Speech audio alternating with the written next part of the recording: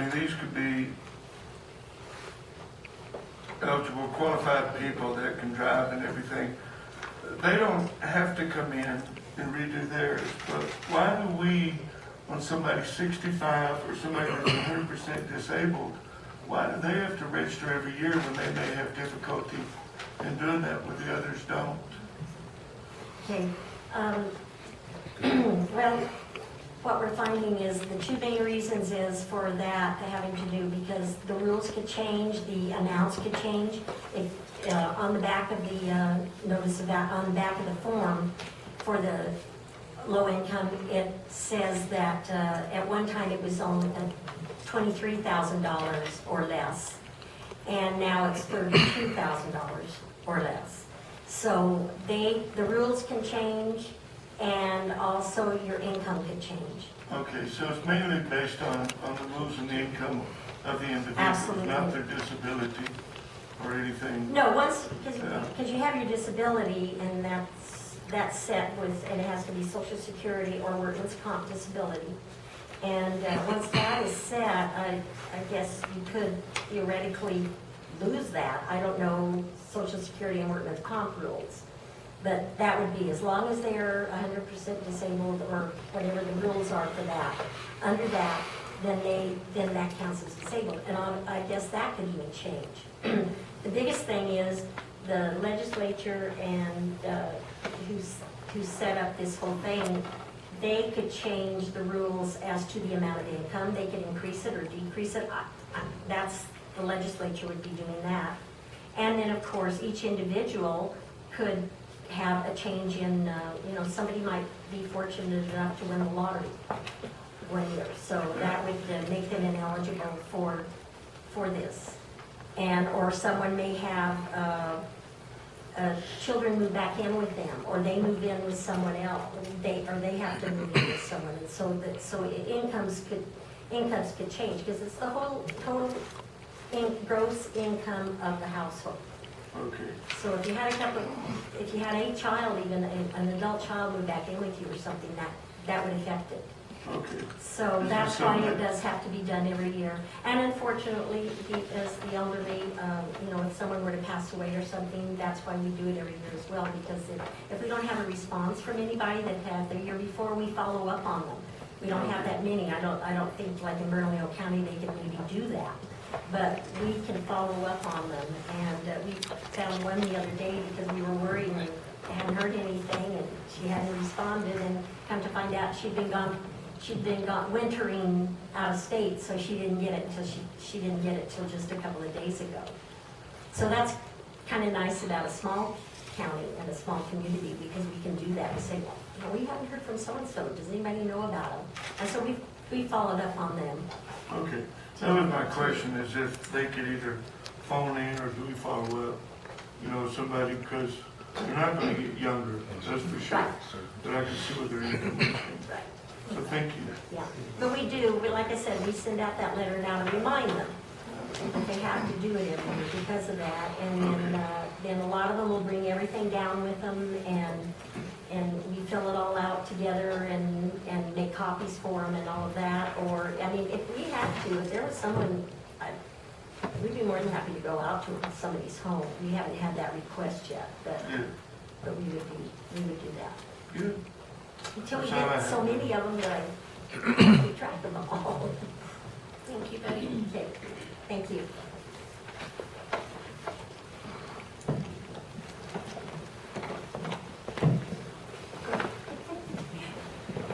No, that's okay. I'll be here for you.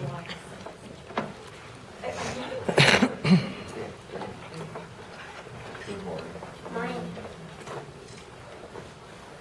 So far in the third quarter of fiscal year 12, we've had run-in fees for development are currently at $1,950. Zoning fees of $1,050, and total court fines of $1,099.76, for a running total of $4,099.76 so far this quarter.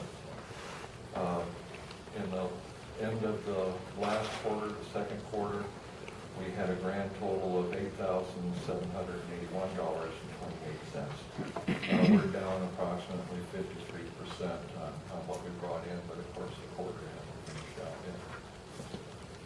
That's about all I have for you. Thank you, Steve. Any questions from the table? Okay, thank you. Linda?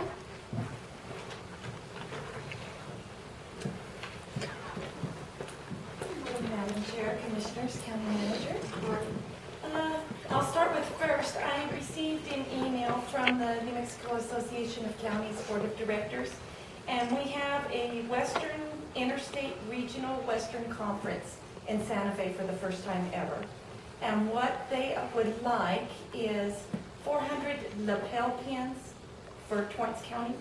Each county, they would like 400 lapel pins from each county. So I would like to find out if we could purchase these pins and send a note to the New Mexico Association of Counties that yes, we will be glad to donate, or send them money so they could purchase them. I think it was $500 was what they were asking for. So, Thank you, Linda. Do we And want to then- talk about that? Are we in support of that? I'm in support. I am too. great. I Thank you. think, do we have an avenue to purchase that, Joy? Okay. Great, thank you. And then finally, our house districts are decided, so we have everything totally decided. And I thought I'd just read what precincts have changed and how that is, and that way everybody will know.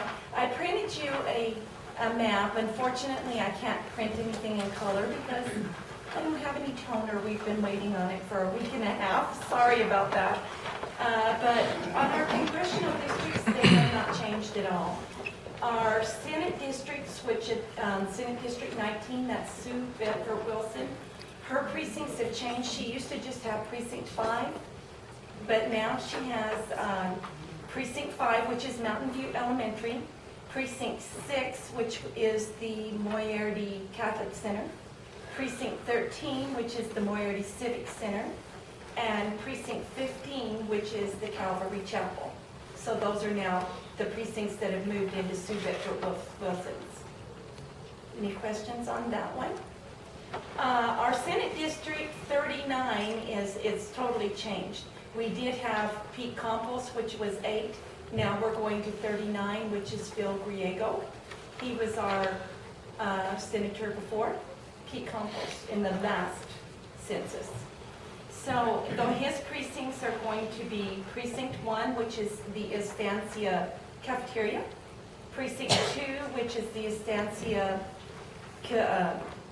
Senior Center, Precinct 3, which is Torreance, Precinct 4, which is Manzano, Precinct 7, which is the McIntosh Community Center, Precinct 8, which is Willard, Precinct 9, which is the Mountain Air Catholic Center, Precinct 10, which is the Mountain Air High School Gym, Precinct 11, which is Encino, Precinct 12, which is Duran, Precinct 14, which is the McIntosh Senior Center, and Precinct 16, which is Deepwood. Any questions on that one? No, ma'am, thank you.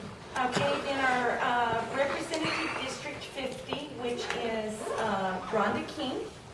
Her districts have changed, and she now has Precinct 3, which is Torreon, Precinct 4, which is Manzano, Precinct 5, which is Mountain View Elementary, Precinct 7, which is the McIntosh Community Center, Precinct 9, which is the Mountain Air Catholic Center, Precinct 10, which is the Mountain Air High School Gym, Precinct 13, which is the Moriarty Civic Center, and Precinct 16, which is the Tehike Community Center. And that's kind of just a little edge down the side of Torrance County. And now Representative District 70, which is Richard Vigil, is Precinct 1, which is the Estancia High School Cafeteria, Precinct 2, which is the Estancia Senior Center, Precinct 6, which is the Moriarty Catholic Center, Precinct 8, which is Willard, Precinct 11, which is Encino, Precinct 12 is Duran, Precinct 14 is the McIntosh Senior Center, and Precinct 15 is Calvary Chapel. And all of the others have changed, have stayed the same. We still have the same Public Educations Commission, which is 8.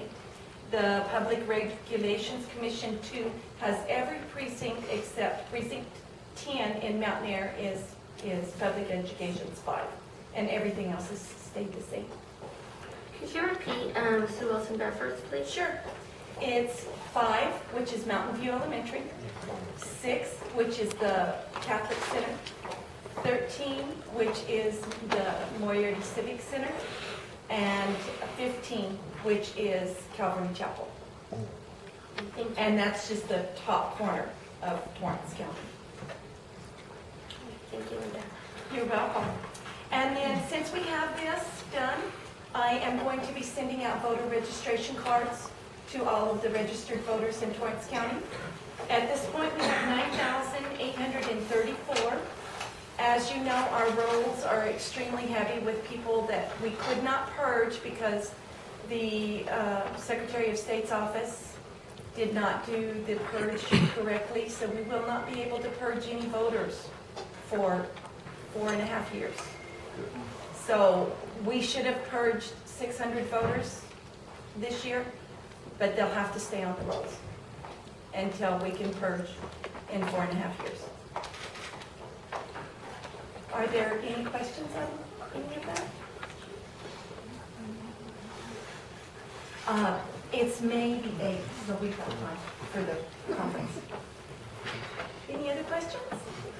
I guess I should say filing day for county offices is going to be Tuesday, March the 20th, from 9 to 5. The county offices are County Commissioner District 3, which includes precincts. I should have known that off the top of my head, but I don't. Let's see. I have it here somewhere. Precincts 1, 2, 3, 4, 8, 9, 10, 12, 14, and 16. Do you want me to say those by polling places? And then county clerk and county treasurer. And then all of the other offices or state offices, they're to be filed at the Secretary of State. Any other questions? Thank you. Can I ask one question about Sure. the voter registration cards? Yes. Those have to be mailed out, and we don't have postage budgeted, correct? Tracy says we have plenty of postage. And I moved funds in my own, I moved some money around so we could pay for the cards. So all that you're going to have to pay for is the postage, that's pretty expensive. That's $4,000 for the postage. It's going to cost us around $8,000 to, and I should tell you that by statute, we don't have to do this, but I just think we should. So I've moved funds around. I just think that we should send out new cards since we have changes. If you guys disagree with me, I made that decision. I'll be willing to do whatever you, sorry. I agree. Okay, thank you. Did you want to say were you okay with that? Yes, I'm good. Okay. Thank you. Tracy? Chris is busy working on the FY13 budget. You can get copies of We are, right now, I'm working on getting the projected ending balances for the funds. Then I'm going to move on to the revenues. I've sort of gone through the analysis of revenues currently, and we seem to be on track with the general fund revenues. The only thing that can play a big part in that is our federal health funding. We don't know how much they're going to send us, and it usually doesn't come in until the last 2 weeks of the fiscal year, so that's usually what makes our report next fiscal. We're trying to wrap up a couple of grants. The recycling grant, the big grant is done. We had our monitoring visit. They were very pleased. That was the federal grant that we were in receipt of for the recycling hub at the landfill. So that's up and running, and I know that they're working hard to get the PR out for recycling. So that's working really well. Next week, I will be out of the office all week. We had state auditor role training, and then Joy will be attending the New Mexico Public Procurement Association training in New Mexico. our purchasing regs, so we can be a little bit more up to date. We've changed a few things and haven't really updated the policy to comply with that. I'm also working on a fixed asset policy so that we can get the proper forms and stuff, so when we convert over to our new fixed asset program, we'll be up and running and everything will be good by the end of this fiscal year for audit time. So I'm working really hard on that, transferring all the data from the old program that we have into Triadic so that we can write better reports for the auditors. And it's time, that's why we're going to the audit role training, is it's time to issue a contract for FY12 audit. So that'll be coming before you probably within the next month or so to get that approved by state auditor. So we can, last year we did go out for a multi-year proposal. So we still have 2 years left on that contract with UG, but we don't have to do any updated contract for that. So. Any questions? Don't have any. Thank you, Tracy.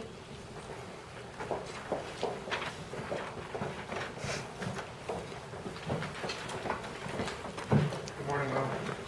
Morning. If you have a handout that I had passed around, you'll find an update on the shift gap grant. We have 2 of the projects completed, 1 is still in progress. The OP review, I'm still working on it. The LEPC development, we're looking to elect officers at this month's meeting. The Torrance County Citizens Volunteer Association, I had 35 volunteers, but that number's gone up to actually 38 by 3. So I think we're ready to have our meeting last week of this month, would be nice. I'm going to try and plan for that. And then we've received our sub-grant agreement signed for the FY11 Shish Gap and EMPG applications. So that means we're ready to purchase on those projects. And then I'm also planning, in conjunction with other county agencies, a tabletop regarding the wildfire in the Manzano Mountains, probably to take place, this tabletop in early May. That's about it.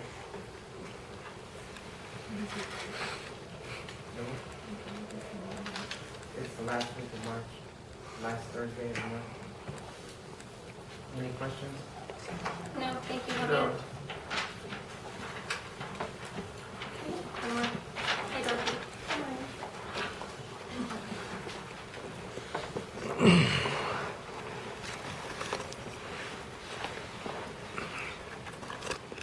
Morning, everyone.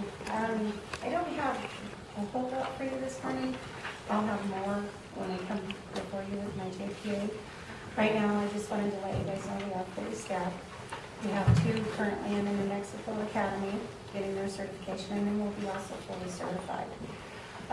Recently, I was asked to do a price analysis for calls for service, and that's come up with some interesting stuff. There is, Moriarty in particular has kind of asked me, what is the formula that we charge by? And there isn't one. But upon checking with other agencies across the state, nobody's got a formula. But I did note that we are actually on the lower end as far as what we charge. But I'll have all of those stats before you combine them. So, do you guys have any questions for me? Did you say yes? Thank you, and have a good one. Good morning. I'd like to give you an update on the RESPECT program, since Torrance County is a major sponsor for this program. The RESPECT program, let me read you the mission statement. We have as a mission statement, the mission of the RESPECT program is to provide real-life education and training for young adults who are preparing to leave small, rural communities to attend college or work in an urban environment. Our goal is to empower them to make well-informed decisions and to avoid dangerous, life-changing pitfalls or when faced with at-risk behaviors. So let me hand you our schedule for the week, and I want to talk to you about it in a second.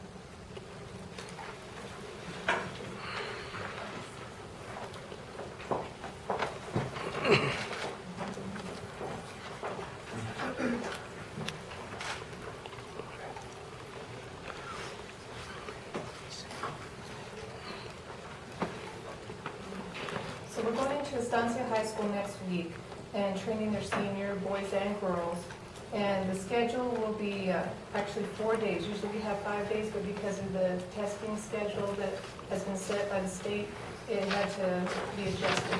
So they were kind enough to work with us by giving us a longer day during those days, so we're still able to accomplish quite a bit. On Monday for the senior boys, they'll be having 4 workshops. One is overview of the justice system by Kevin Swayze, the chief district judge. Inside look at fraternities by Roy Gibson, who's a civil engineer, and he also is a New Mexico State University graduate. Financial management by Vera Gibson. She's a graduate from Estancia High School, so some of you may know her. She was Vera Wilson, Mrs. Wilson's daughter. Right now, she's a Valencia County 4-H extension agent, and she's a New Mexico State University graduate. We have suicide prevention by Michael Barker. He's here, the Torrance County Teen Court Coordinator. And Monday, the girls will be trained in self-defense. On Tuesday, the boys will go to the district court, and they'll have a mock DWI arrest and hearings, and that will be presided over by Magistrate Judge Steve Jones. Matt Page will be the attorney that is prosecuting, and Deputy District Attorney Ray Sharbett will be the defense attorney. We have from Torrance County, our Sheriff Keith White that will be also participating. And in the afternoon, the boys will have a media literacy that we put up by Michael Barker. The senior girls will have the self-defense training that will be continued. On Wednesday, the senior boys and girls will all go through these sessions in separate times. So we'll have defensive dating by Katina Watson, drug and alcohol awareness by Officer Charles Smith, internet safety by Lane Widener, the EHS principal. Can you safely attend a party? And I'll be presenting that. And we'll also have a presentation by Agent Jonathan Reyes from Drug Enforcement Administration. On Thursday, we have the boys and girls going out to the Memorial Perpetual Tears in Moriarty. They will be going through a DWI obstacle course. That's where they have the goggles that simulate intoxication, and they'll drive through the course on in a golf cart. They'll be stopped by, we have 3 different law enforcement agencies that'll be there: the Estancia PD, the Torrance County Sheriff's Office, and New Mexico State Police. And they will be conducting field sobriety tests on the students. And most of them, well, all of them usually fail and will be arrested and all that fun stuff. We also will be having a special family coming out and talking to our kids, and it's a family that's lost their daughter in a DWI crash. So we'll provide lunch that day for the students as well.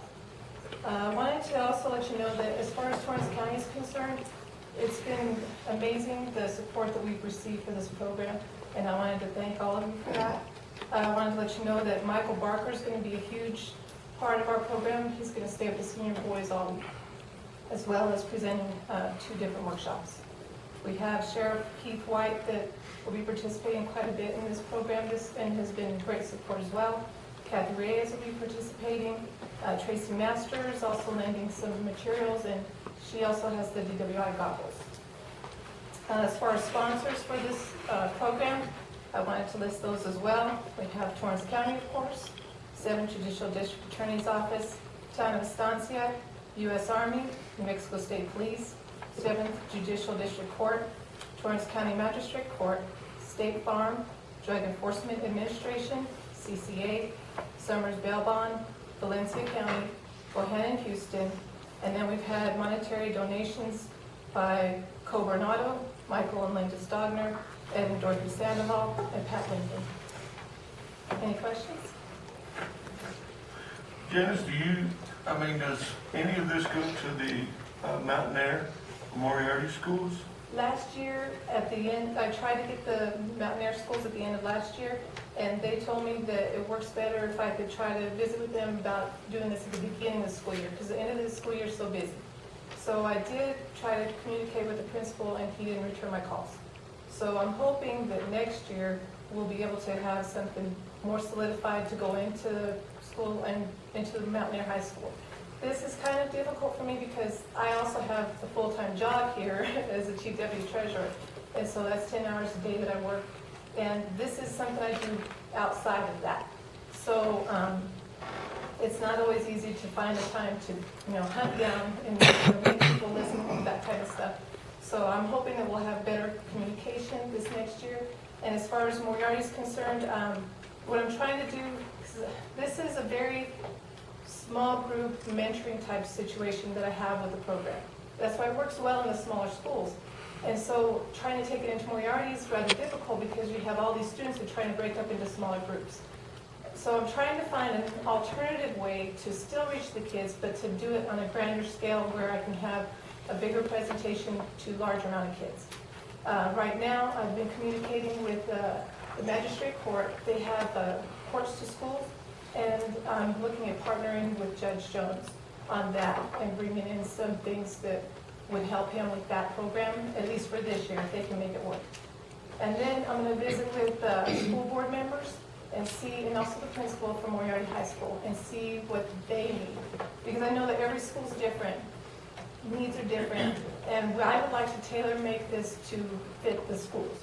And so before I set the schedule and the agenda for the Estancia schools, I did go in and talk to the principal. We went through everything, and I said, what are some of the needs you guys have? We know some of the things that we've heard from the kids, and so that's how we adapted or came up with a schedule we have for Estancia. So the desire's there. We have support from Clint Wellborn, the DA, and so he would like for us to go into those schools too, but it's not as easy as it sounds. And you did go to Mount Air last year. I mean, you have been to Mount Air in the I've past. been to Mount Air 2 times. Yes. And it's been very successful. Mount Air students are wonderful. We've enjoyed every time we've gone there. The administration is great, and their principal, Mr. Dempsey, I'm not trying to say that he's not good at communicating, and I understand how busy the beginning of the year is for the schools as well. So I'm sure that we'll be communicating more towards the end of the year, trying to prepare things for next year. And maybe it's going to become like my part, being more organized to present things and kind of making it happen. And you've also been to Moriarty schools as well, so I know Yeah, you've gone to every school I've and offered tried. the program. So we went to Moriarty School last year, and that didn't go as well as I had hoped. We did try to break it up in smaller groups. We were going to teach the girls self-defense, and out of close to 200 kids, I only had 17 that showed up with the permission forms and all that. So I'm hoping that we can do something that we can get better buy-in. And I want to take it not just to the administration, but I want to take the program to the teachers, maybe in a staff meeting, and help them to see the importance of the program, because if the teachers are also advocates for what we're teaching the kids and supporting them, then they may be more likely to attend these as well. And maybe we didn't do a very good job of advertising it so that they knew exactly what we were doing. So I'm looking at all the different aspects. When I go back in there, I want to do it right. I want everything to be lined up. I want total support from the people we're working with there, those kind of things. And so it's not that I'm trying to avoid that area, but when I do it, I want it to be a good representation of the county, a good representation of our program, and to make the biggest impact that we can. Yeah. And you did have good support, Moriarty. You really did try your hardest there. I know you even had Moriarty PD was some of your presenters and trainers, so Yes. I think you'll get Well, that back was in. another thing we did too. After the high school kind of fell through a little bit,